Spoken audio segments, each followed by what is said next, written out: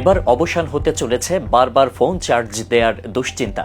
যত দামি ফোনই কিনুন না কেন, কম বেশি প্রায় সব সংস্থার ফোনেই আছে ব্যাটারিতে চার্জ না থাকার ঝামেলা।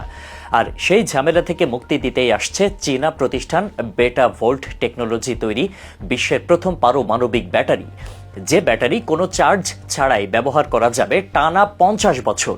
হ্যাঁ, আপনি ঠিকই শুনছেন, একটানা 50 বছর কোনো চার্জ ছাড়াই ব্যবহার করা যাবে। চীনা প্রতিষ্ঠানটির দাবি এমন উদ্ভাবন এবারই প্রথম। তবে নিউক্লিয়ার বা পরমাণুর নাম শুনে ভয় পাওয়ার কোনো কারণ নেই, কারণ আকার কিংবা আকৃতিতে আর 5টা সাধারণ ফোনের ব্যাটারির মতোই দেখতে হবে এই নিউক্লিয়ার ব্যাটারি। লিথিয়াম ব্যাটারির মতো এর কোনো ক্ষয়ও হয় না। তবে কিভাবে কাজ করবে এই ব্যাটারি আর কবেই বা মানুষের হাতের নাগালে আসবে, চলুন জেনে আসা যাক। স্মার্টফোনে বেশিক্ষণ চার্জ না থাকার অভিযোগ বহুদিনের। প্রয়োজনের সময়ে ফোনে চার্জ না থাকার বিড়ম্বনায় কম বেশি প্রায় সকলকেই পড়তে হয়। অনেকেই আবার এই সমস্যা থেকে মুক্তি পেতে পাওয়ার ব্যাংক রাখেন, সেখানেও রয়ে যায় মনে করে চার্জ দেওয়ার ঝামেলা। তবে মনে করে ফোনে চার্জ দেওয়ার এই পর্ব এবার একেবারে শেষ হতে চলেছে। ইলেকট্রনিক প্রযুক্তি খাতে বৈপ্লবিক পরিবর্তন আসতে যাচ্ছে খুব দ্রুত।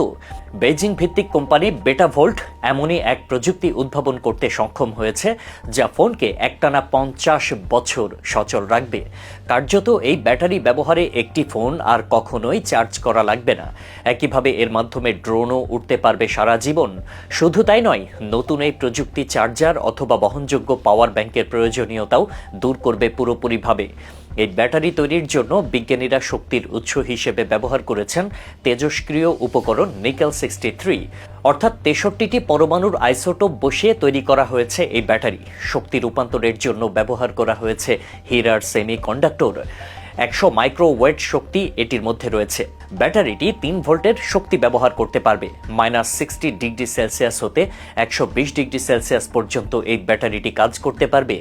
এসব তথ্য শোনার পর স্বাভাবিকভাবেই অনেকে একটি পারমাণবিক ব্যাটারি সম্বলিত মোবাইল ফোন বহন করার বিষয়টিকে ঝুঁকিপূর্ণ মনে করতে পারেন।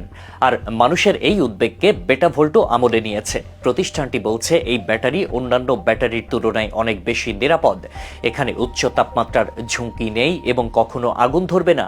পাশাপাশি কোনো তেজস্ক্রিয়তার ঝুঁকিও থাকবে না। ফলে এমন শক্তিশালী এই ব্যাটারি মানব শরীরের কোনো ক্ষতি করবে না বলেই দাবি করেছে ওই সংস্থা। ইতিমধ্যেই পরীক্ষামূলক পর্যায়ে প্রবেশ করেছে বেটা ভোল্টের এই ব্যাটারি। তবে বর্তমানে পরীক্ষার মধ্যে থাকলেও তা ফোন এবং ড্রোনে ব্যবহার করা হবে বলে আশা করা হচ্ছে। এছাড়া বিভিন্ন মেডিকেল ডিভাইসেও ব্যবহার করা যাবে মুদ্রার চেয়েও ছোট এই ব্যাটারিটি। প্রতিষ্ঠানটি এক বিবৃতিতে জানায়, এই ব্যাটারির প্রয়োগ সফল হলে পরবর্তীতে তা বাণিজ্যিক খাতের জন্য ব্যাপক উৎপাদনে যাবে। একই সাথে চিকিৎসা সরঞ্জাম, মহাকাশ সরঞ্জাম, আর্টিফিশিয়াল ইন্টেলিজেন্স প্রযুক্তি ডিভাইস, উন্নত সেন্সর, ড্রোন এবং রোবটে এটি ব্যবহার করা যাবে। চীনের 14তম পঞ্চবার্ষিকী পরিকল্পনার অংশ হিসেবে অর্থনীতিকে শক্তিশালী করতে 2025 সালের মধ্যে ব্যাটারিটি বাজারে নিয়ে আসা হবে বলে আশা করা হচ্ছে।